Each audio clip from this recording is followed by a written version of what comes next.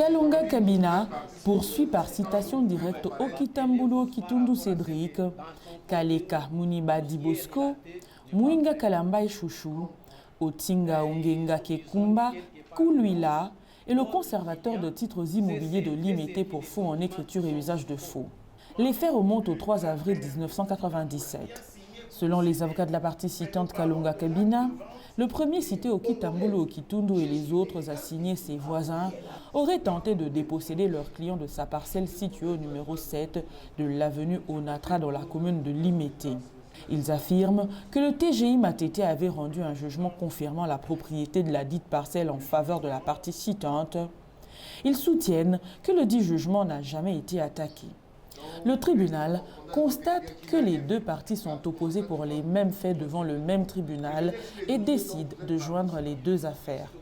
Les avocats de la partie citante Kalonga Kabina sollicitent du tribunal de condamner le cité aux peines prévues par la loi et garantir la quiétude de leur cliente. Nous avons saisi votre tribunal non seulement pour que par votre jugement que ce comportement soit découragé, mais aussi pour que la quiétude de notre client en termes de jouissance de sa parcelle nous soit garantie. Voilà de manière brève, Monsieur le Président, vraiment de la composition, le contenu de ce que vous allez certainement découvrir dans les premières audiences passées. Où un propriétaire d'une parcelle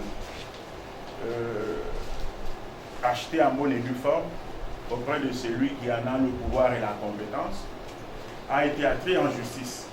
Et après un bon bout de temps, plus d'une vingtaine d'années, nonobstant le fait que l'affaire a été connue par le tribunal de Kinshasa Matete, avec un jugement que nous avons dû à produire, que nous allons certainement produire aussi ici, mais il y a quand même quelqu'un qui se permet d'aller s'arranger, je ne sais pas moi où, pour faire de faux documents, amener de faux actes de vente que nous avons produits ici où le vendeur n'a jamais signé pour troubler la quiétude et la jouissance de notre client. Nous avons estimé que ce sont des faits infractionnels qui font qu'un tribunal sérieux et compétent comme le vôtre décourage ce genre de choses pour que l'état de droit dont il est question soit dorénavant une réalité. Les avocats de la partie citée Okitambulu Okitundu, qui sont aussi citantes, affirment que la citation directe brandie par la partie Kalonga Kabina est fausse.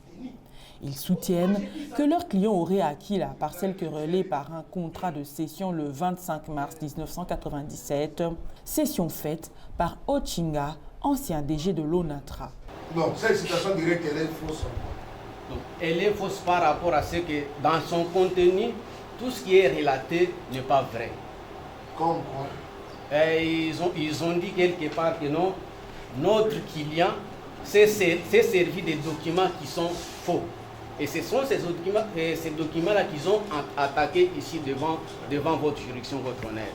Alors, mécontent de ces comportements criminels, il s'est dit, je dois saisir le tribunal décéant pour faux de ces documents-là. Quel faux de documents? Donc, c'est la citation directe. Vous attaquez la citation directe sous RC Non, RP 30 et 369. Oui. Et c'est cette pièce-là, cette citation directe-là que vous attaquez en faux. Oui, oui. Bon, elle est fausse parce qu'elle déclare que vous avez des faux documents. Oui. Bon, où sont les vrais documents que vous avez sur la parcelle? Comment notre client a-t-il obtenu cette parcelle, votre honneur?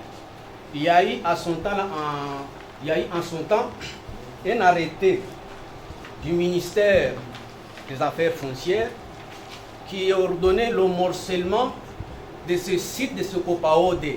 Et à cette période-là, c'est M. Ochinga, qui fut d'ailleurs à son temps directeur général de l'ONATRA, qui avait obtenu un contrat de location.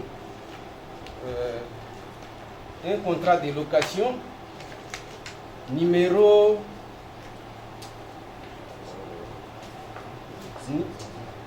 16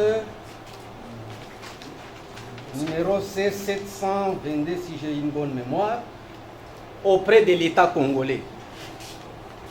Quelques jours plus tard, le véritable propriétaire qui était M. Ochinga céda cette parcelle par un contrat de cession bail à notre client qui est M. Okitambula. Le ministère public, dans son avis, réitère sa réquisition lors des précédentes audiences. Nous avons déjà réussi en son temps, nous réitérons notre position antérieure. Merci. Après avoir entendu toutes les parties, le tribunal clôt le débat et prend la cause en délibéré pour se prononcer dans le délai de la loi. Oui, d'accord. Les suivants. Rapidement, regardez. C'est fini, non?